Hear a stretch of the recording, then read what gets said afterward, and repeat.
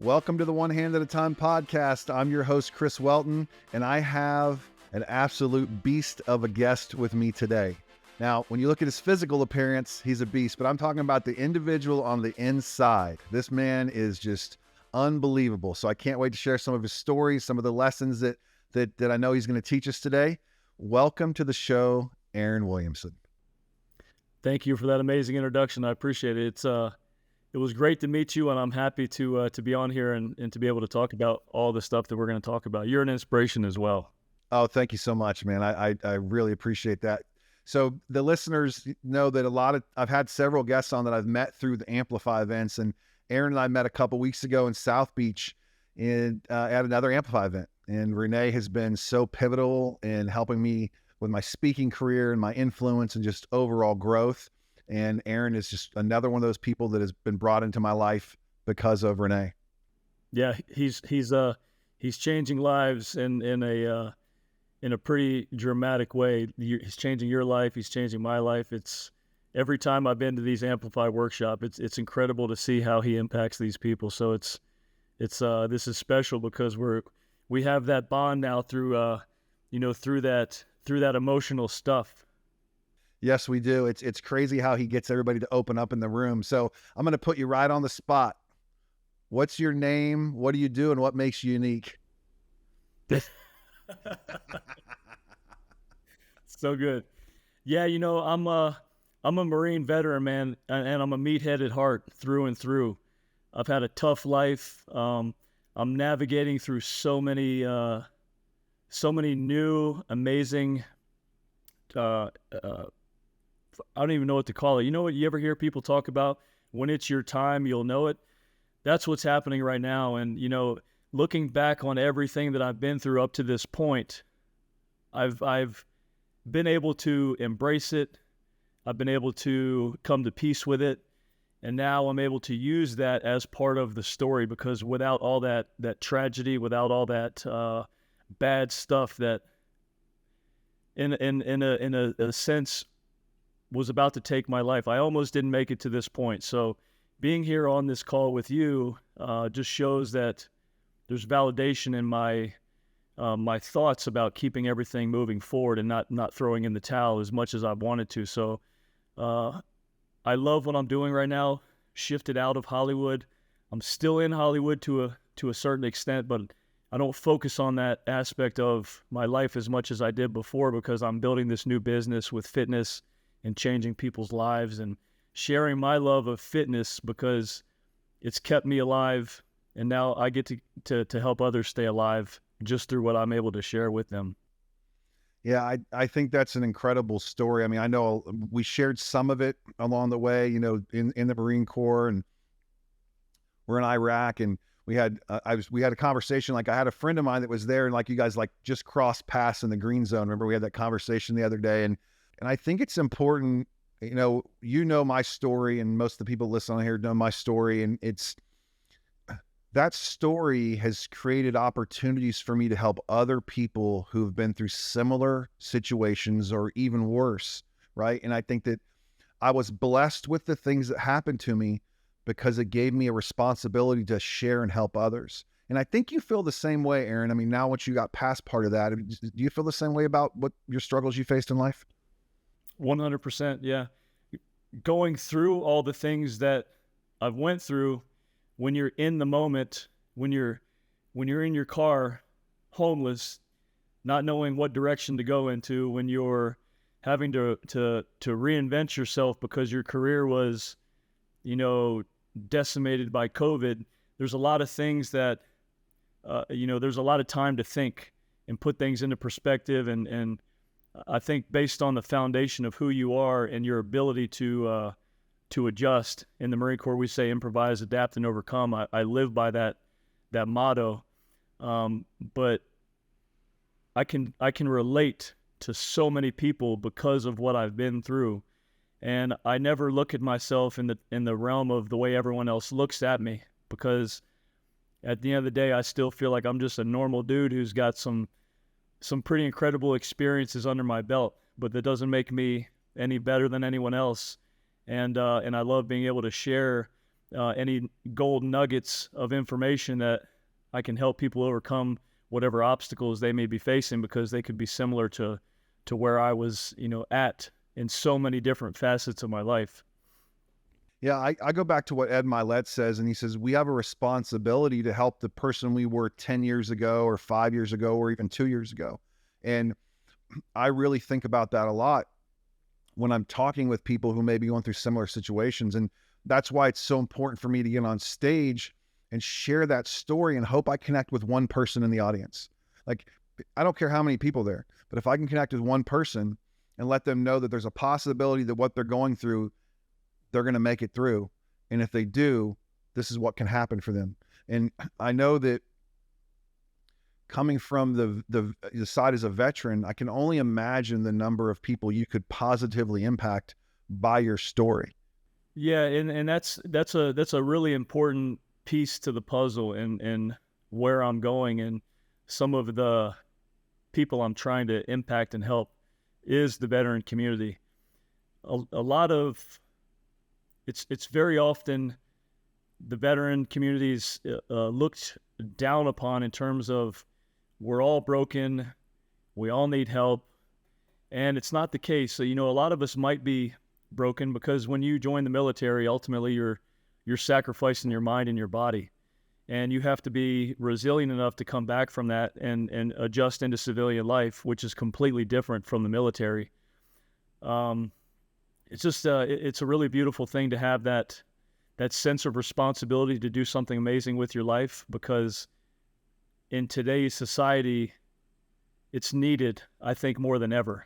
So to have people who have been through the shit and who have come out on the other side with success and with a solid head on their shoulders, who can speak about ways to overcome obstacles and go from tragedy to triumph. I love it. And I'm contacted all the time around the world, which is touching to have that kind of impact, where someone in a different country has been following your story for so long, and they've pulled inspiration from some of the things that you've been through. And then when you can get into the public eye and be vulnerable and share a lot of these things that I think most people are not able to do, you know what I mean? Because they haven't embraced that vulnerability, or they're too scared of what other people might think. So that was me a long time ago. And I've been slowly embracing the journey up to this point. And when I met Renee, he's been tearing down those last little bit of walls that have been up. So I'm like an open book right now. Yeah, I think it's so incredible when you realize the point in life that vulnerability is actually a strength and not a weakness, because we're taught when we're young that being vulnerable is a weakness, especially a man, especially men our size. like Yeah. No one expects you or I to be on stage and be vulnerable. We take up a lot of space, right? So we shouldn't be that way. And then when we are, I think it's even more impactful, right? I just think that more people buy into that. So let's talk real quick. You said about being homeless in a car. Can we talk through that real quick? What, like how you got from Iraq, and then you were did security with the Joint Chiefs of Staff for a while, and then you ended up being homeless in a car. Yeah, I joined the Marine Corps because I had kind of squandered my youth. I didn't know where my life was going until around my junior year in high school, which is when I really had the epiphany of, holy shit, I need to figure this out. Joined the Marine Corps. I thought it was the best of the best. And it changed my life. I call it my salvation. And going into it, I didn't know where it was going to go. I just wanted to be a Marine. So I was an infantry by MOS, and I had some special duties that a lot of other Marines, just never have the opportunity to do. So I feel like there's a huge part of my whole life, career-wise especially, that is falls in the realm of what I call destiny. So 0311 infantryman on a deployment to Okinawa, Japan, which is where I fell in love with weights back in '99. I found out about the Marine Corps Body Bearer section, which is the pallbearers for the Marine Corps. Uh, I was interested. My platoon sergeant, my first sergeant, really helped me kind of get in front of these people. Took the strength test, got into the section, ended up becoming the section leader, and then I would transition from that duty over to the Pentagon, where I became personal security for General Peter Pace, who at the time was the vice chairman of the Joint Chiefs of Staff under President Bush. And again, just amazing, incredible duties. Ending my active service, going back over to Iraq to do some contract work as part of the identity management mission, which is not talked about a lot. There's a lot of sensitivity to the project we were on, but we saved a lot of lives. We caught a lot of bad guys, and the world is a safer place because of what we did. And when you're in a combat environment for an extended period of time, for me being, over 4 years, inevitably you're going to come back a little bit different, because you're going to face things and have experiences that will never leave your mind. That trauma you have to now learn how to live with and how to cope with. So I took a leap of faith coming to New Orleans to work with, actually still with the Marine Corps, doing some contract work. And when I got there, the whole plan that I had kind of fell apart. And it left me in a place where I wasn't sure how I was going to pull myself out of this hole that I was now in, because the job didn't pan out. I was burning through my money. I've got responsibilities to take care of my family that, was dire straits, and I just went as long as I could before I just could not find work. And it left me in a space where I had to just throw in the towel. I filed for bankruptcy, lost my house in Florida. And then I found myself homeless, living in my car. I was too embarrassed to talk about it to anyone. I was trying to figure out how to shift out of that. And that was probably one of the most humbling moments ever, because it was the thought of, how did I go from doing so many amazing things in my Marine Corps career to be such a young leader? And here I am now, my head's broken, my mind's broken. I've got nothing, I've got no one, and I'm living in a little Toyota Corolla. And it was at that point where I decided to shift into the one thing that everyone knew me for and that I loved, and that was fitness. And that became the next chapter in my evolution. Was there anybody at that point that gave you some advice or anything, or can you remember one pivotal thing that made that decision when you're in your car? Okay, I've got to go in this direction. Or somebody said, Aaron, believe in yourself. Go after this. Yeah, I had not many people knew my situation, because I was too embarrassed to really talk about it. So I did have a couple close friends of mine who encouraged me to think about doing fitness, because in my mind I was like, I'm ready to go back overseas. I can't do it. I can't do this. So, and fitness to me is a very personal thing. It was never something that I wanted to share with anybody. But out of desperation, I decided to do that. And I feel like that is, I say that's, part of the destiny, part of God's plan, just leading me down that direction of, hey, you're good at this. You can change people's lives with it. Go do it. Don't go back over there. Too many people I was close with didn't come back. Back to the responsibility piece of this whole journey is, I have to, I not have to, my responsibility is to do something in their name to honor them, and to bring to the forefront some level of integrity, and also just, I want to be a different breed of human being in this world who can, be in the spotlight, be in the limelight, but still be such a humble, down-to-earth person who will take the time to help anybody. Well, that's the vibe I get when we talk and meet. I learned a long time ago not to judge people by their appearance. I mean, you're an intimidating dude just looking at you, right? I mean, that's just it, right? But I'm the kind of guy that talks to everybody and anybody, because I'm going to find out more. And I know for sure you believe in everything you just said. Sometimes I get people on there and they just ramble on about stuff. And I know for sure you believe in exactly what your mission and what your goal is. And, you can look on your social media and you can see all the people's lives that you have changed so far. That's just in pictures. And I'm sure there's countless people that aren't on there. It's that servant leadership. I think that's what's really what you're taking on right now. I mean, you're becoming this leader in this space. We talked about a little bit about that when we were in Miami, just about the difference and checking the blood, the blood work and really dialing in what we're trying to accomplish.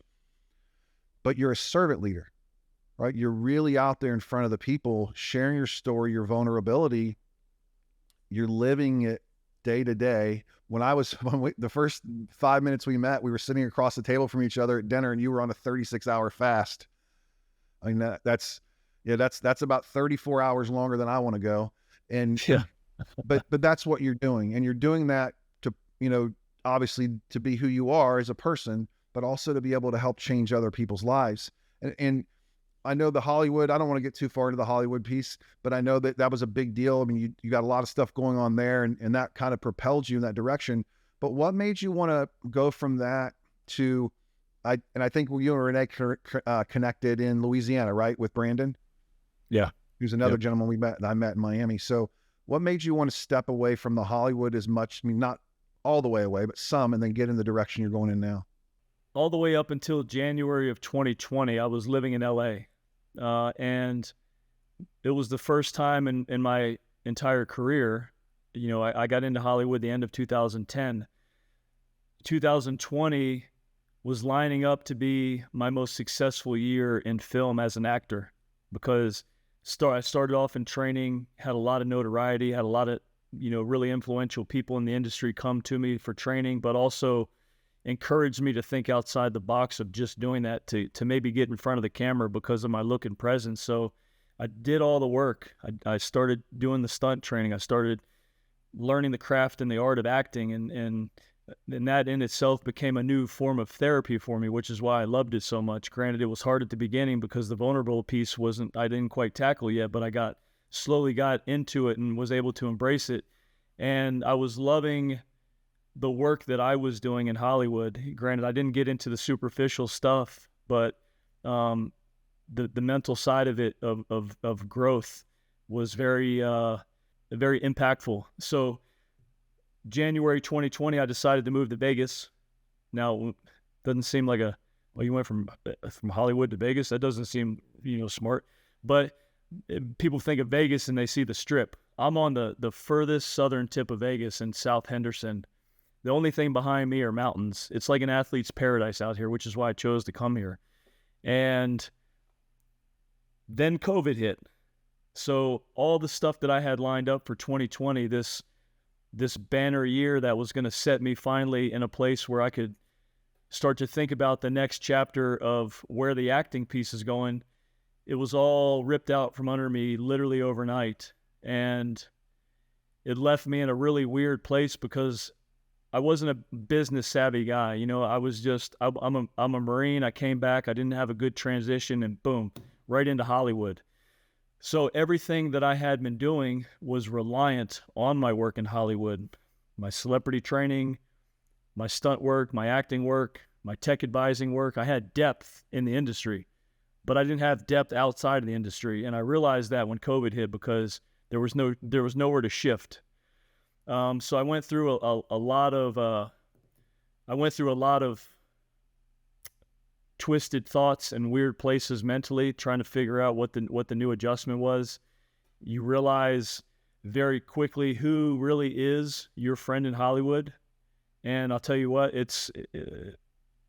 there's a lot of people who I thought were and they weren't. So it was just an eye-opening experience. Society was falling apart in 2020, which really destroyed my mental state to see what was happening, and to be losing so many friends to suicide because they were just giving up. And that's when I decided I have to do something with my business in the fitness realm, because I know I'm sitting on something special. Why am I not leveraging it? So I decided to launch it, Aaron Williamson Fitness. Boom. It was all about transformations. And I thought, all right, well, I'm going to do this now because I never want to rely on Hollywood again like I had to before. Everything was relying on that. I never want to do that because no one's there to take care of me now. Launched my business, started doing what I was good at, transforming people, and it just took on a life of its own. where I started getting more people coming to me who were sick and not metabolically unhealthy, and some guys who literally were coming to me as a last resort because their families were worried. The doctors were telling them, look, if you don't change your life, you're going to die. And that's when I started getting into a much deeper sense of what I could do to help someone, and getting into health and longevity, and making it not just about physical transformation, but about really deep internal health, and started saving people's lives. And that was like, there's no better feeling than having someone reach out and thank you, and have their family thank you for saving their life, and just to have such an impact on every single person you work with because of the care that I give. It's like when someone comes to work with me, they're trusting me with their health, and I don't take that lightly. So that's this is why I love what I'm doing so much right now, and being able to take all that and just kind of keep building that into all the stuff that I'll share when I get on stage to speak, because it all feeds each other. Can we talk? Can we talk about what's next? Is that okay? Are we allowed to go what Yeah. direction you're going into next? I know that Oh, you yeah. got a change coming up here in 5 weeks, 6 weeks. Yeah. Yeah. So again, the timing was everything. And back to the point, or the statement I made earlier about when it's your time, the right people just show up and the door is open. You never know when it is, which is why you just have to stay consistent and believe in what yourself, and just keep grinding away and working towards the goal that you think you should be, ultimately trying to strive for. Because once you get to that point, or once you're almost there and it's your time, it's all going to change. And that's what's happening right now. So I'm moving again, July 1st to Arizona. I'm going to be working with some really close friends of mine. I call them family. And we're going to take everything I'm doing now and elevate it to a point where the goal is to really provide something that not a lot of other people are doing right now in the health and fitness space, because it's all deep rooted in purpose. It's intense. It's all about changing lives. It's about inspiring people to get out of their own way, and building this new platform out that I can work with many more people, because right now I'm an army of one, and my bandwidth is only, so much before I'm maxed out. So I'm getting everything into a place now where anyone who wants to work with me, come July, can go straight to one place, and it'll all work out. There's no limitation on how many people that I can help. And then on top of that, we'll be getting into some seminars, have people really be able to come in and spend time with me and with Andy Elliott, traveling and speaking with Andy, with his wife Jacqueline, with Renee and Maddie, and just get on the road and start really hyping this up, make some noise, tell people that your health is in your hands. Let me show you how to be right in today's world without being so confused. Well, you can look, and like I said, you can look at the Instagram and see the results. Those of you who don't know Andy Elliott is, just wait about 5 more minutes and you're going to know who Andy Elliott is. Like he's taken over the world. He's an ex-car guy like myself. So we speak a lot of the same language. And he's super intense, but it's amazing the connections, right? The dots, the people you've connected with, right? So now are you doing stuff with Brad Lee too? Are you working with Brad Lee?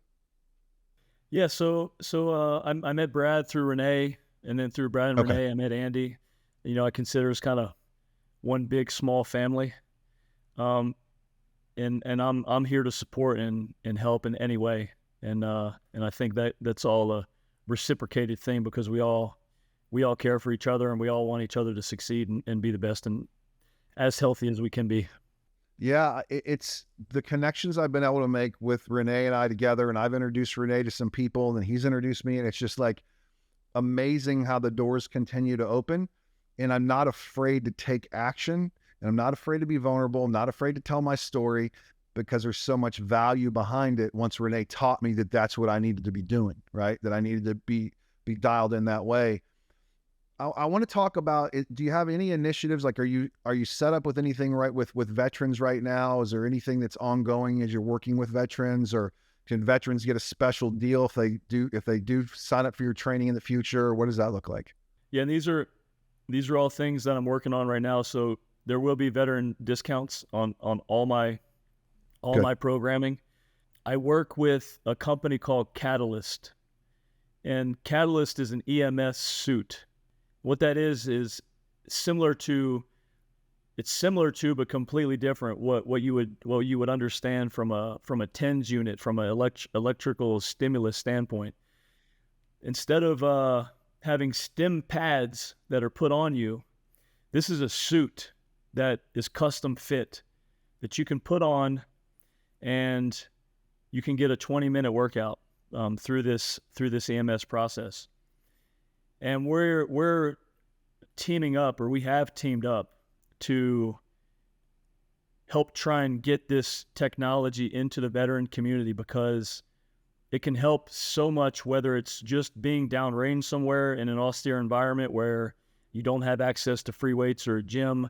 You can still train, but also in the wounded warrior channels of guys who might be unable to lift weights due to whatever injuries they have. This is where this EMS suit can really come in and provide some relief to allow them to feel like they can get strong again, and to make them, make their muscles function in a way that maybe they can't right now because of whatever the injuries are. There's a quadriplegic that I was working with who has a Catalyst suit, and we were just kind of going through some different modalities, and I was blown away by what this man was able to do putting this suit on, being a quadriplegic. And that was such an eye-opening experience to me. Also, I got treated for post-traumatic stress last fall, finally, after all these years, through a method called stellate ganglion block, SGB. And it was something that's really hard to put into words, but on each side of your C4, you have this nerve block, this nerve bundle called the stellate ganglion block. And this treatment, they go into this nerve bundle, and they inject this anesthetic in there to help open it up. So in post-traumatic stress, you're stuck in the sympathetic state. When you open that up, it puts your body back into parasympathetic. I felt that immediately, because the feeling, the sensation that went across my whole body was what I compare to having something that's been vacuum sealed. When you get it, it's tight, compact, like really hard. You open the package, and you can hear it breathe. You can see it just opening up and coming to life. That sensation went across my whole body, and it was this, I could breathe. I felt light, like immediately. And there was an involuntary emotional response to it, where like this crying stuff, whatever that is, started happening. So these are all some different things that I'm trying to help get into the veteran channels, and, obviously getting in certain places to speak to the veteran community about what I do and provide value anywhere I can when it comes to veterans is ultimately gold for me, because that means more than anything. Without the Marine Corps, I probably wouldn't have made it past 18 years old. Yeah, we grew up in real similar areas, not too far apart from each other, actually, like Yeah. 45 minutes away in Central Florida. There's a lot of temptation, a lot of opportunity to do bad stuff as a kid in Daytona Beach and in Orlando, where I grew up at. I'm so happy that you found the Marine Corps and found something to get you out of there. In a way, I left for college, and that's what saved my life, was getting out away from there. Now I'm back here now, but obviously I'm in a different season in my life. I don't have the temptations that I once had when I was a young man running around Central Florida. That's for sure. Yeah. So that spring break party is something else. yeah, but you can always find parties in Florida. They have happy hour every day. There's a party somewhere, man. At least there was when I was a kid. I don't look for them now, so I don't really know, but I'm sure they're there. So Aaron, what would you say right now, if there's a veteran listening here that's down, out, that's going through what you went through, that's, it's a big thing, that's contemplating suicide or just had those thoughts. What would you say from somebody who's been through that? Self-reflect, get really deep into your thoughts and try and find some sense of purpose in what you're doing, because I guarantee you're going to find something. You're going to find someone, something that's worth living for, whether it's your family, your friends, your kids, someone you lost. Um, the toxicity of everything that's happening right now in society and life makes it hard sometimes to see that light at the end of the tunnel. But when you can stop, put on something music wise, whether it's music, whether it's motivational videos, whether it's something to get your head to calm down so that you can think straight and think clearly, and get some pen and paper and journal and start putting your thoughts on paper, and just start putting your thoughts together in a way that will bring you out of this season. Because the more positive you can bring into your head and into your life, the better you are going to be in meeting some people who can help you turn things around. I don't think we realize sometimes that frequency that we put off when we're in that really deep, low state is going to keep people away from us. And we need the right people to come into our lives for whatever the reason may be. So think about everything that you're going through and don't be scared of it. Embrace everything and help lay it out in front of you so that you can look at everything and put things into perspective, make some sense out of it. Because when I was there, it was hard for me to do that. But having been through it, I can say, I wish I would have had this advice back then, because I would have been better prepared to go through all the challenges. But the way I look at it is, if you're going through some shit and you feel like you're ready to give up, this is part of your story. This hardship, these obstacles, they're gonna help make you stronger than you can possibly imagine. You just have to get through them, and getting through them, and when you come out on the other side, you're gonna understand why you had to go through that, because wherever you end up on the other side of that obstacle is right where you're supposed to be.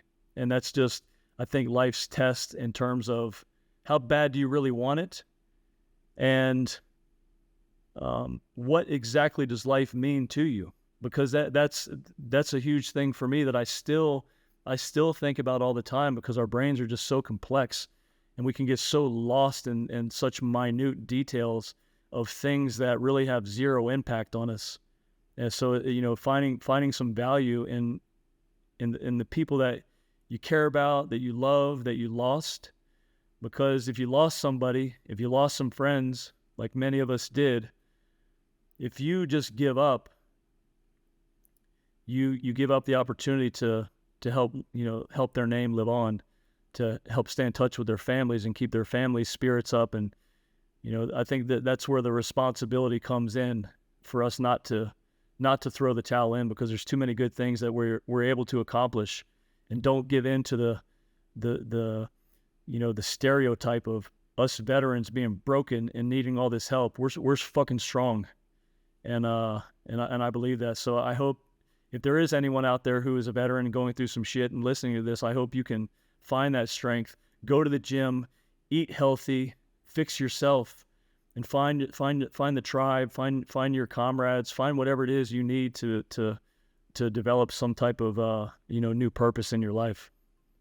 Dude, that's so good, Aaron. That's so good, man. Like, you're such a blessing to people out there. They need to hear that. You're on a mission to do just massive things. I'm proud to call you my friend now. We've connected, and I can't wait to see. I know we're going to be on a stage soon, sharing a stage together. I can feel it.